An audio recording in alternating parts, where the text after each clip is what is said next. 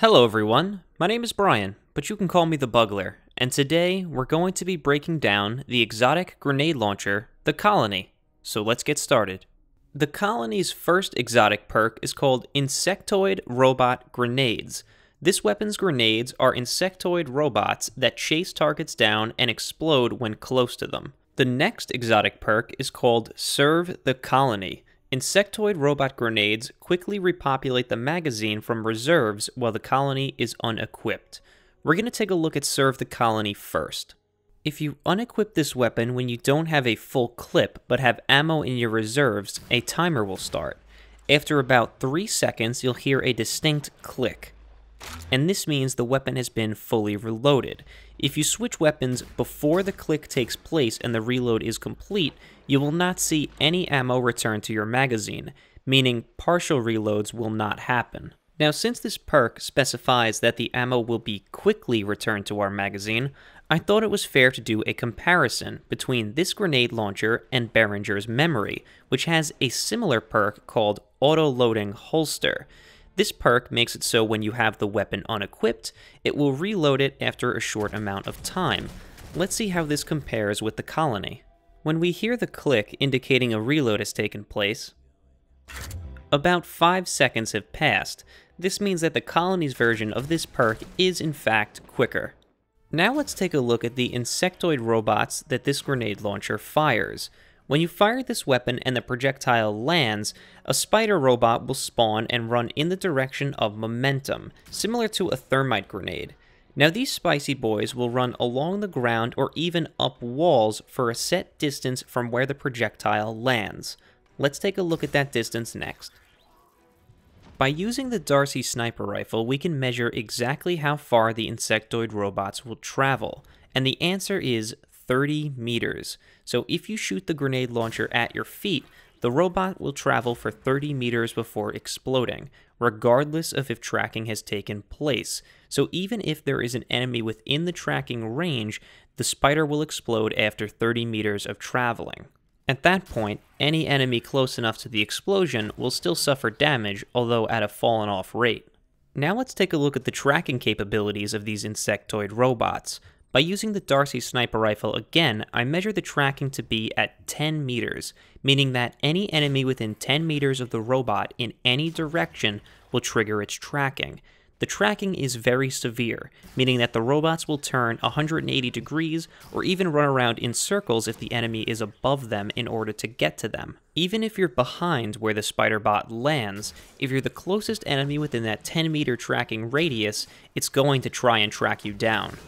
Next, I thought I'd do a quick damage comparison between the Colony and Behringer's memory, which has an aggressive frame, meaning it deals high damage. Against this enemy, we deal 249 damage for impact and 269 damage for the explosion. Let's take a look at how the Colony stacks up to this. The Colony can not only deal impact damage, but its spider robots deal more explosive damage than an aggressive frame grenade launcher. The impact damage is slightly less at 238, but the explosive damage is more at 325, meaning that the Colony overall will deal more damage, despite doing a little bit less impact damage. Alright, so that's the end of all the science, but how does this weapon stack up? Well, in PvE, it's a little bit disappointing.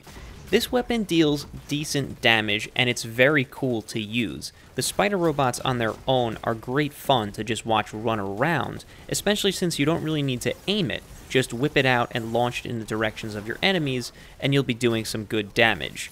The issue lies, of course, in that you have to weigh its opportunity cost. You're giving up your exotic slot for this weapon, so while you could be using the Colony and dealing decent damage, you could also be using a weapon like Merciless or the Wardcliffe Coil and dealing extremely high damage.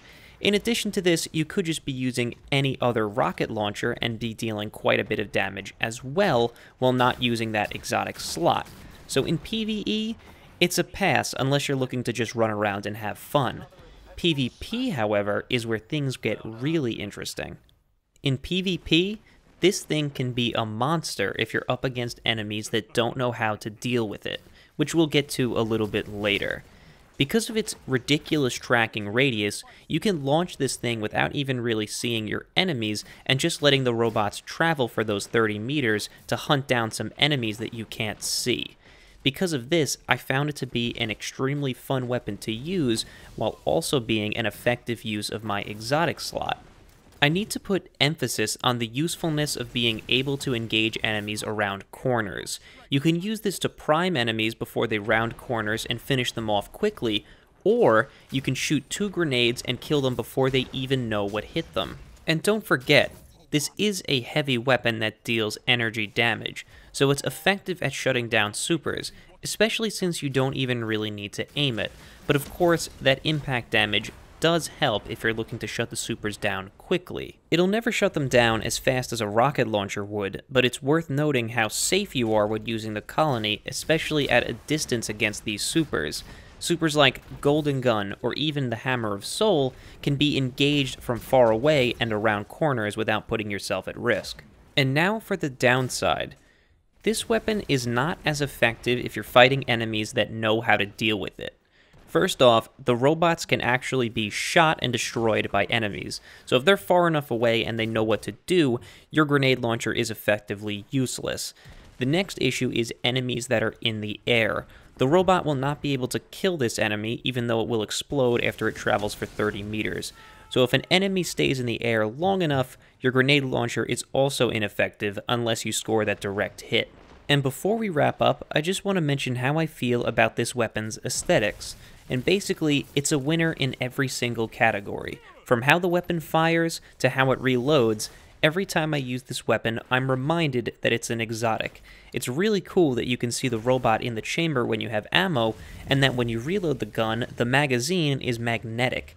This is the kind of thought that I like to go into exotic weapons and armor, because it really shows that no matter how useful the weapon is in normal gameplay, if it looks and feels cool to use, I'm going to use it. I'll make an excuse to use it when it's not the best for a situation, and I'm going to have fun when doing so. Which brings us to the end of this breakdown. Thanks for watching. If you have any questions about how I conducted the tests, or why I might not have included other footage, please let me know in the comments so I could answer them for you. As for my next breakdown, I'm still not quite sure what I'm going to be working on next, and in situations like this, I typically turn to you guys in order to find out. However, in this case, I'm feeling a little bit risque. Tonight, I'll be streaming live on Twitch, and the first person to comment something in that chat and ask me to break down an exotic will be the one who decides what exotic I work on. So, if you want to be the one to make me dance like a monkey for your amusement, please join me tonight on Twitch. You can find the link to my Twitch channel in this video's description, as well as some other links you might find useful. So once again, thanks for watching, I hope I see you next time, and good luck getting through the exclusion zone.